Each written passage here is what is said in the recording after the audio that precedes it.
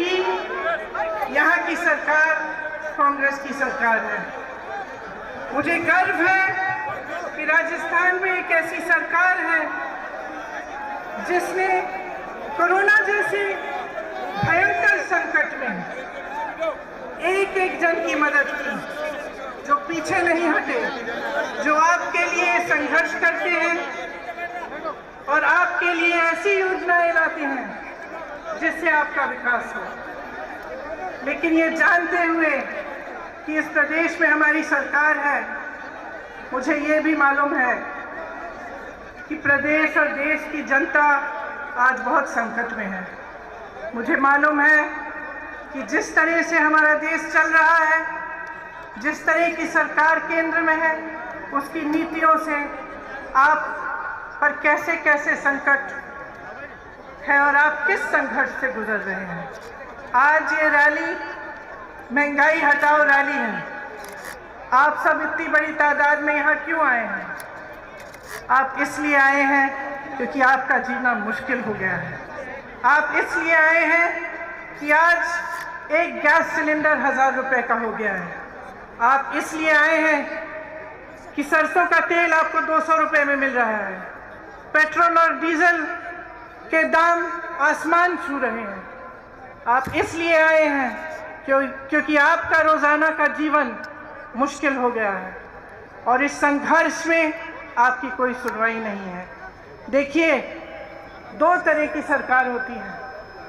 एक ऐसी सरकार होती है जिसका लक्ष्य होता है सेवा, समर्पण और पब्लिक से सच्चाई की बात, और एक ऐसी सरकार होती है जिसका लक्ष्य होता है झूठ, लालच और लूट।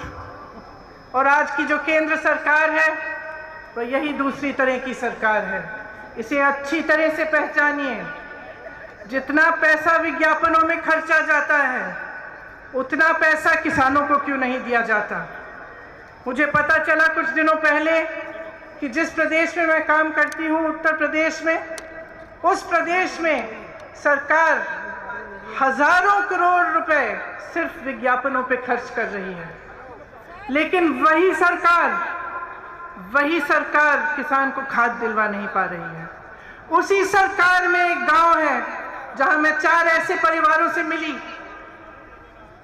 जिनके मुखिया खाद की लाइन में खड़े खड़े गुजर गए, क्योंकि 2-3 दिनों से खाद वितरण की लाइन में खड़े थे और उनको खाद नहीं मिला।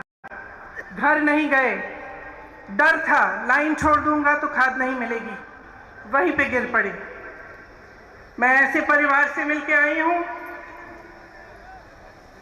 जिनके पति, जिनके सदस्य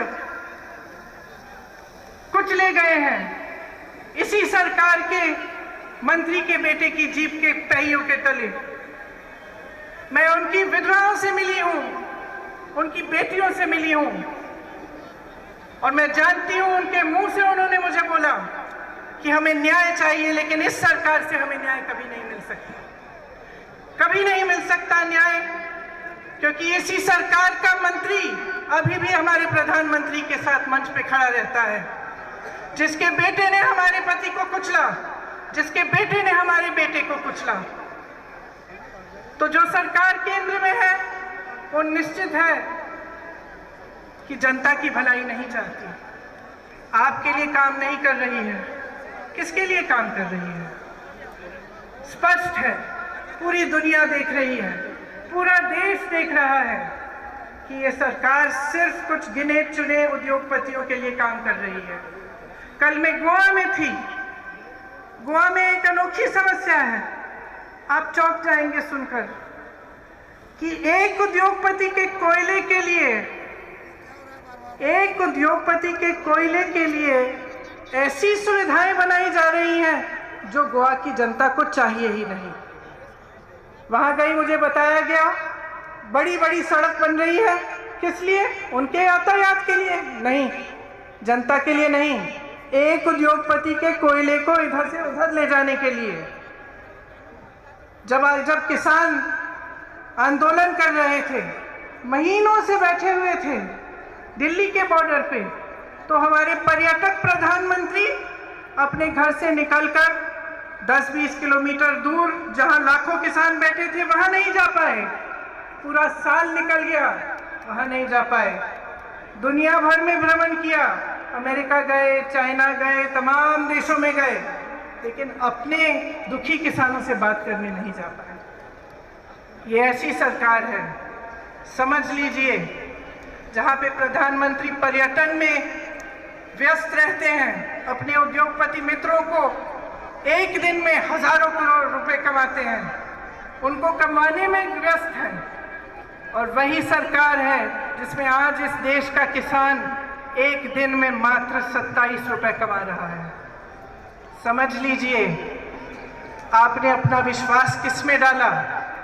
जब आपने इनको चुना, आपकी एक आस्था थी, आपकी आशा थी कि देश तरक्की करेगा।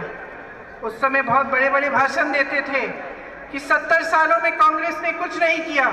मैं उनसे पूछना चाहती हूँ, 70 साल की रट छोड़िए, हमें बताइए 7 सालों में क्या किया है।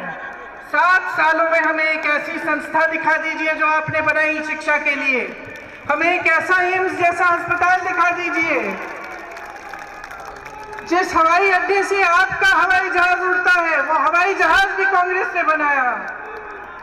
और आज जो भी कांग्रेस ने बनाया, ये सरकार बेचना चाहती है, अपने उन्हीं दोस्तों को बेचना चाहती है। तो देख लीजिए, समझ लीजिए, मैं लंबी चौड़ी बात नहीं करना चाहती, सीधी बात कहना चाहती हूँ। इनकी नीयत क्या है? राजस्थान में एक ऐसी सरकार है जिसकी नीयत सही है, इसीलिए कोरोना आता है, आपकी मदद होती है, आपको मुफ्त इलाज 5 लाख रुपए का मुफ्त इलाज मिलता है, 1 लाख रोजगार मिलते हैं, क्योंकि सरकार की नीयत सही है।